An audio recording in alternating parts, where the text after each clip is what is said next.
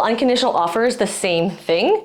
We're gonna talk about that in this video. All right, so let's say you are selling your house and you are looking at all these unconditional offers. Maybe some of them have conditions, some of them don't, and we're already deciding, you've had the advice of your realtor to work with the offers that have unconditional, which means no financing condition, no inspection condition, no anything condition. Now, does that mean you can't counter the offer? You can still counter. You can do whatever you want. It's just a matter of if the buyer is going to agree with what you're doing. And taking a look at the other offers, seeing if it does make sense. You know, maybe one offer, for example, one with conditions, is a little bit higher. And you may see that the unconditional offer comes a little bit lower. And a lot of times there is an advantage that the buyer knows that taking this offer is going to have everything done and solidified. And so they know they can put in a little bit less because they know it's worth that lack of uncertainty, because if you take a higher offer that has conditions, there is a chance that that person could still walk away, that they could still try to renegotiate the offer. There's a lot of question marks. Now, that's not to say you cannot get a higher price. We have seen that too. We've seen high offers with unconditions as well too. No conditions, sorry. Now, no conditional offers, you've got to also talk to your realtor about how truly are they unconditional.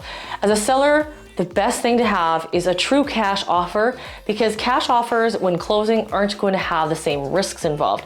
Now, if you have a buyer that needs financing, but for whatever reason, they've chosen not to put it in because they want to win, that is something that potentially could be a risk down the road if they can't actually close, if maybe their pre-approval didn't work. Now, don't forget, they've signed off on the offer. You are protected legally, but you'd have to go after that buyer to get, go after the fact that they couldn't complete. You would retain their deposit, but the deposit's not going to be enough if you had a longer closing date and now the market's changed.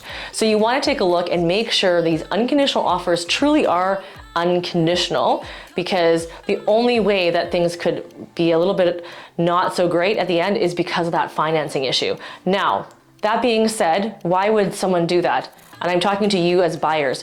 Why would you have done that? Why would you have not done it? It's because you probably wanted to win the offer. So you need to have some advice from your mortgage broker, from your realtor, and make a decision for yourself. How are you going to win an offer that you are comfortable with, and what risk are you assuming?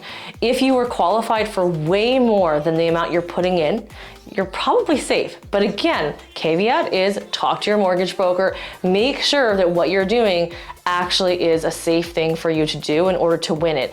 I know this market is very stressful for buyers wanting to get into a property, and sometimes these measures have to happen because every time they write an offer, over and over and over again. I mean, this is your 8th offer and you're just like, I don't want to lose this house. We need to find a home for our family. Just make sure that when you're working with your agent that you're considering all the different options. You're considering all the different risks involved. So if you're approved for $800,000 and you're looking at a $600,000 house, or maybe let's say $550,000, and it goes into multiples and you put an offer at $625,000, you know you're qualified at $800,000. So in theory, that makes sense. Now there's just the risk of the appraisal.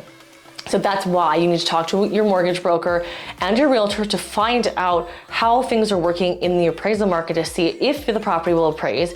If it does, do you have the ability to make up for things if it doesn't appraise for what the bank is getting it appraised for. So for example, if you put in a bid of $625,000 on a $550,000 property and it only appraises for $600,000, do you have $25,000 cash to make up for that amount? So this is why you have to make sure you have all these conversations well ahead of time before you put an unconditional offer.